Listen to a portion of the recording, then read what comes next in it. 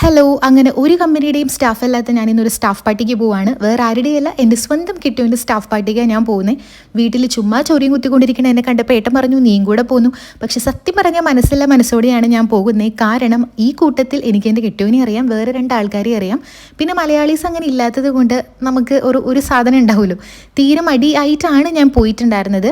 അങ്ങനെ നമ്മളിതേ ടാക്സിയൊക്കെ വിളിച്ചു. ടാക്സിയിൽ ഇതേ ഗെയിമൊക്കെ ഉണ്ട്, അതൊക്കെ കളിച്ച് കുഞ്ഞു മനസ്സായിട്ടാണ് കേട്ടോ നമ്മൾ പോകുന്നത്.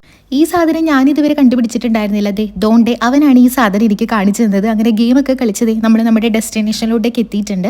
ഒരു കാറിൽ എല്ലാവരും കൂടെ കയറാത്തത് കൊണ്ട് നമ്മൾ പല പല കാറുകളിലായിട്ടാണ് കേട്ടോ നമ്മളിവിടെ എത്തിയിട്ടുണ്ടായിരുന്നത്. അപ്പോൾ കുറച്ച് പേര് ഓൾറെഡി ഇവിടെ എത്തിയിട്ടുണ്ട്. ബാക്കിൽ നമ്മളെത്തി, നമ്മുടെ പിറകെ കുറച്ച് ആൾക്കാരും കൂടെ എത്തും.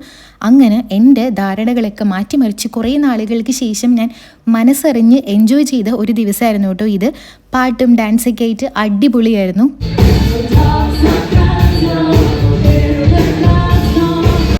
ഇടയ്ക്ക് ബോറടിച്ചപ്പോൾ ഞാനൊന്ന് ഉലാത്താൻ വേണ്ടിയിട്ട് ഇറങ്ങിയിട്ടുണ്ടായിരുന്നു. അപ്പോഴാണ് ആ ഒരു ഷോട്ട് എടുത്തത്. തിരിച്ച് വന്നു കഴിഞ്ഞപ്പോൾ ഇത് അവിടെ പാട്ട് പാടുന്നുണ്ട്. ഇത് അവർ പ്ലേ ചെയ്ത പാട്ടായതുകൊണ്ട് എനിക്ക് വോയിസ് ഓവർ അല്ല, കോപ്പിറൈറ്റ് കിട്ടാൻ ചാൻസ് ഉള്ളത് കൊണ്ട് ഞാനത് കേൾപ്പിക്കുന്നില്ല.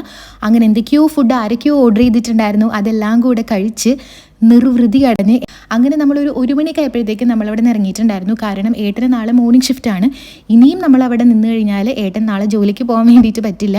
അങ്ങനെ നമ്മൾ അവരോടൊക്കെ Tata bye bye C Tata bye bye C ഒക്കെ പറഞ്ഞിട്ട് വീട്ടിൽ പോകാൻ പോവാണ്.